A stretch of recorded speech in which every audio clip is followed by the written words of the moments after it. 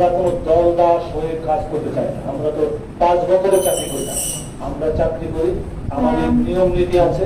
একটি প্রজাতন্ত্রের যে কর্মচারী হিসাবে আমাদের যে দায়বদ্ধতা আছে, মানুষের প্রতি আমাদের যে দায়বদ্ধতা আছে, সেই জায়গা থেকে আমরা আসলে কাজ করতে চাই। এবং সে আমাদের বিশ্বাস, আমাদের সেই অভিজ্ঞতা আছে, বাংলাদেশের পুলিশের সেই সক্ষমতাও আছে। আমরা যখন জাতিসংঘে কাজ করেছি তখন কিন্তু তারা আমাদের পুলিশের প্রশংসা করেছে। আমরা কেন আমাদের দেশের মানুষকে সেবা দিতে পারবো? অবশ্যই পারবো। আমাদের যে সকল বাধা বিপত্তি আপনারা সব জানেন, তো সেগুলো এই মুহূর্তে আমাদের, আমরা একটি নতুন বাংলাদেশের স্বাধীন পুলিশ হিসাবে আমাদের উপরও অনেক দায়িত্ব রয়েছে। বিশেষ করে যেহেতু আমি মেট্রোপলিটন পুলিশ কমিশনার হিসাবে এইখানে মেট্রোপলিটন সহ এখানে আমরা ডিআইজি সিলেট আমাদের বন্ধু ব্যস্ত, এবং সে অত্যন্ত ভালো অফিসার।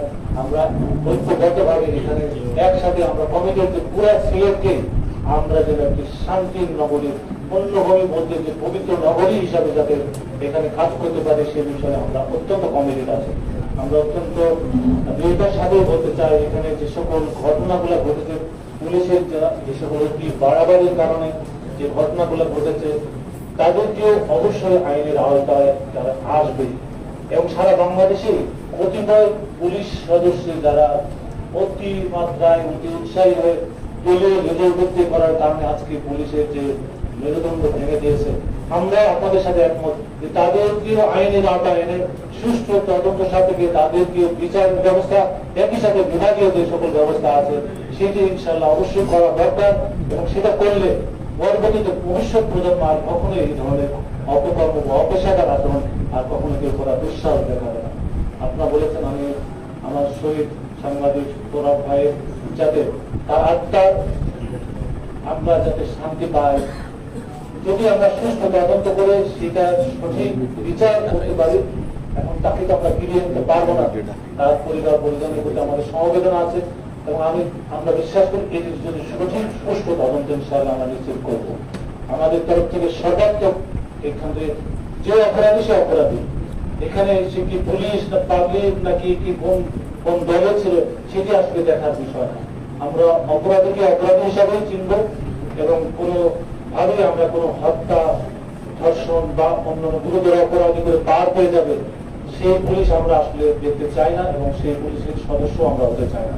আমরা মাথা উঁচু করে গর্ব করে যাতে এখানে মানুষের পাশে দাঁড়াতে পারে, শান্তিপ্রিয় মানুষ, বিশেষ করে যারা আসলে যাদের বলার জন্য কেউ থাকে না। আপনি বলেছেন যে উনি একজন আসলে তাদের পাশে কেউ থাকে, আমরা আসলে বই পুলিশেরই করতে পছন্দ করি। কেউ বলবে না তার জন্য আমরা থাকবো, আমরা সবাই মিলে থাকবো। আপনাদের সেই আমি লক্ষ্য করেছি আপনাদের যে ধরনের চিন্তা চেতনা, এইটির ক্ষেত্রে আমার মনে হয় আমাদেরও অনেক সহযোগিতা সহজ হবে। সব ক্ষেত্রে আপনারা আমাদেরকে একটু তথ্য দিয়ে সঠিক তথ্যটা পেলে আমাদের জন্য একটু সহজ হবে। যদি সেক্ষেত্রে ভিডিও ক্লিপ থাকে যারা অস্ত্রধারী ছিল, সেটি আসলে একটি আতঙ্কের বিষয়, এটা সকলের জন্যই তো। এবং এই অস্ত্রগুলা তাদেরকে তো নির্দেশনা দেওয়ার পরেও যারা জমা দেন না, আমরা আজকে আপনাদের মাধ্যমে অত্যন্ত কঠোর ভাবে আমরা বলতে চাই যে তাদেরকে আমরা, তারা কেন উদ্দেশ্য বিকাশ, তারা এখানে এক ধরনের সন্ত্রাসী বা অন্য রকমের তাদের যে কর্তৃত্ব করার মানসিকতা থাকে, সেই ক্ষেত্রে আমরা যারা সচেতন নাগরিক আপনারা যারা আছেন, এবং আমরা আমাদের তরফ থেকে এই ক্ষেত্রে বিন্দুমাত্র কোনো ছাড় দেওয়া হবে না। কত বছর আমরা এটা অবশ্যই দমন করবো ইনশাআল্লাহ। আপনারা বলেছেন যে পুলিশের উপস্থিতি একটু আসলে কম দেখা যাচ্ছে ক্ষেত্রে ক্ষেত্রে, তবে সেটা আপনারা সবকিছুই জানেন যে আসলে একটি ঘটনার পরে এবং পুলিশের উপরে যে ধরনের কিছু নিরীহ নির্দোষ পুলিশও আসলে পুলিশ হলেই সেটা আসলে যে আমরাও তো যেমন আমরা যে ক্ষেত্রে ক্ষেত্রে আমরা তো ভিকটিম ছিলাম, আমরা নিজেরাও ভিকটিম ছিলাম। পুলিশ হলেই অনেক সময় একটা সেন্টিমেন্ট, এটা আমি জনগণের কোনো দোষ দিব না, এটা আমাদের কারণে এটা তৈরি হয়েছে। এবং সেক্ষেত্রে আসলে কেউ কেউ তারাও এরকম ভাবে হত্যার শিকার হয়েছে।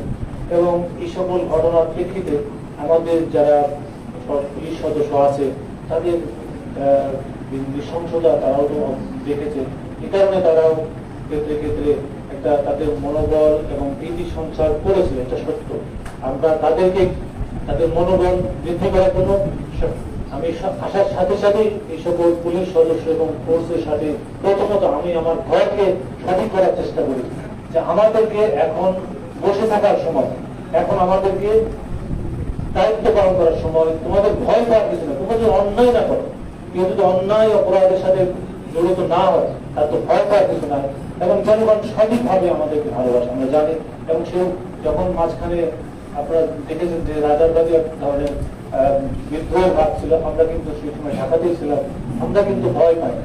আমরা ওইখানে যে না, এই পুলিশকে আমাদের নেতৃত্ব দিতে হবে এবং এই পুলিশ বাহিনী এটা আসলে জনগণের জনআকাঙ্ক্ষা পূরণ করতে হলে আমাদেরকে দায়িত্ব পালন করতে হবে। আমরা সেই সময় পাশে থেকে তাদেরকে উদ্বুদ্ধ করে যেন কেউ কোনো গোষ্ঠী তাদেরকে এরকম কর্মবিরতি বা পুলিশের এটা কর্মবিরতি করার কোনোভাবেই পুলিশ কখনো করতে পারে না এবং এটা হয় না, ইতিহাসে নাই। আমরা সেই জন্য আমরা তাদেরকে তারাও সেখান থেকে বুঝতে পারছি যে না, আমরা আমাদেরকে কাজ করতে হবে, দায়িত্ব পালন করতে হবে এবং সবকিছু মিলিয়ে তারা উপলব্ধি করছে। এবং আমার বিশ্বাস সিলেটের মেট্রোপলিটন পুলিশ এবং সিলেট রেঞ্জে যারা পুলিশ আছেন ডেফিনেটলি তারাও কিন্তু এখন রিয়েলাইজ করছে যে না, আমরা এখন দায়িত্ব পালন করবো এবং সঠিক দায়িত্ব পালন করবো। আমরা ঘুষ দুর্নীতি মুক্ত একটি সুন্দর সুশাসন প্রতিষ্ঠা করতে চাই, যাতে করে আমাদের নিজেদের আত্ম উপলব্ধি যেন আমাদের পরবর্তী প্রজন্ম আমাদের কাছ থেকে একটা সুন্দর দেশ পায়, সুন্দর এই আমরা যেখানে চাকরি করি বেসিক্যালি আমরা তো অনেকটা ওই এলাকার জনগণ বা ওই এলাকার সিটিজেনের মতোই আমরা আসলে ওই দায়িত্ব বোধ থেকে আমরা কাজগুলো করে থাকি। আমি বিশ্বাস করি যে আগামীতে ইনশাআল্লাহ আমাদের যে সুযোগ এখন আমাদের সেই কাজ করতে হবে। সবই তো জানেন আমরা, আমি আমার কাছে একটা দেশে আপনি খেয়াল করে দেখেন যে পুলিশের সিনিয়র অফিসাররা তো পালিয়েছে।